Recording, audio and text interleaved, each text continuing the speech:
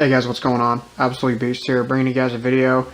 I'll start off by saying this is not the video that I wanted to make, but unfortunately this is the only video I can make.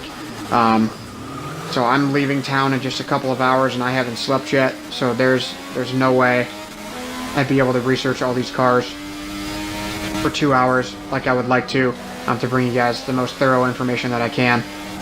But at the same time, I didn't want to let this go past without bringing you guys something. So I'm just going to sort of briefly talk about the cars. There is a fat list of cars that they released today, and they're mostly European cars, so I just want to say I know there's a good portion of you guys that watch my channel that are not from the US. And it's absolutely, it hurts me to have to make a video just like this and not be able to research everything, so I just want to apologize for that, and it won't happen again. This is just really unfortunate timing as far as when they released this article. So I am just going to go down through and kind of read over just some of them briefly, except that I'm a genius and I just closed out my tab. So they're mostly European cars. The spotlight that they have is on the Caterham R500, which is the super light, which is the car that was designed by Colin Chapman. Just one of the really... Actually, I'll just kind of read this to you here real quick. So, this car was banned from... they basically said it was too fast to race. And so he took the bare bones of the Lotus 7, which has basically been around for about 50 years or more. And he's basically used that to evolve the... He's basically used that to evolve the Caterham Superlight.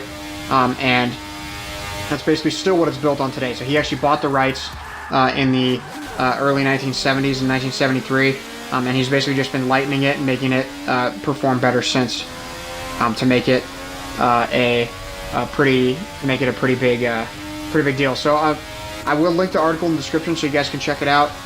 Again, I'm sorry that I have to do it this way. I wish I had more time. If I had a couple more hours, I could definitely do this the way I want to, because I really like bringing you guys thorough information. But there's a couple of Abarth cars here. There's a chunk of Alfa Romeos. Looks like there's 6 or 8 Alfa Romeos, which Jeremy, James, and Richard from Top Gear always say that you're not a true petrol head until you've owned at least one Alfa Romeo, which we don't have this here in the U.S. We've started getting them just recently, in the past few years. There's a big chunk of Audis here. Obviously, ones like the R8 V10 Plus, the TTS, the 2013 RS7 Sportback, which is one of my favorite Audis.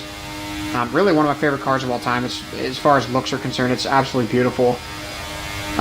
So then you've got a couple of Bentleys. You've even got the Bentley Bentayga, which is the SUV from Bentley, which is in here. The Continental GT, and a concept from Bentley. You've got the Bowler EXR, which is basically like a little Range Rover look-alike, kind of, in my opinion. Big chunk of BMWs. Maybe 15 or 20 of those. Obviously M5s, M3s. You've got BMWs dating all the way back to the early 70s with the 1973 BMW 2002 Turbo, which is a super legendary BMW. You've got the Caterham Superlight. We already talked about that. You've got a few more Fiats, which Fiat and Abarth I think are combined now, but you've got a few Holdens, which we did not get here in the US, but like the Holden Monero and a couple of other ones like that. You've got the Hyundai Velocidor, which is cool. You've got a bunch of Jaguars like the XKR, the XJR, the XFR, the F-Type. You've got the F-Type R Coupe, which is pretty cool. You've got a couple of Lancias, the Lancia Delta Integrale Evo, which are super legendary cars, extraordinarily rare here in the United States. Land Rover, you've got Range Rovers in there, you've got a bunch of Mercedes, including most of the AMGs, dating all the way back to the late 90s. You've got the CLK GTR, which is the race car. You've got C AMGs, MLs, SLs, SLS AMGs, SLKs, AEG, which is the G-Wagon. You've got the AMG GTS, you've got all of them. You've got Minis, a couple of John Cooper Works Minis. You've got a couple of Opels, you've got a couple of Peugeots, you have Renaults dating all the way back to the early 70s. You've got even Rolls-Royce Wraith and the Rolls-Royce Dawn, both in here. A couple of Vauxhalls, you've got Axtras and Corsas.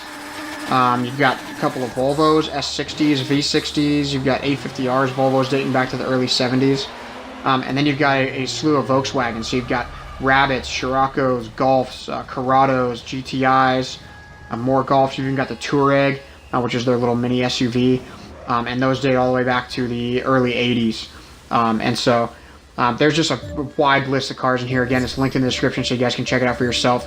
I'll catch you guys in the next one. I thank you for checking this out. Thank you for watching this one, even though it was a little bit shorter than usual and not as much research this time around. But thank you guys. I appreciate it. I hope to see you soon.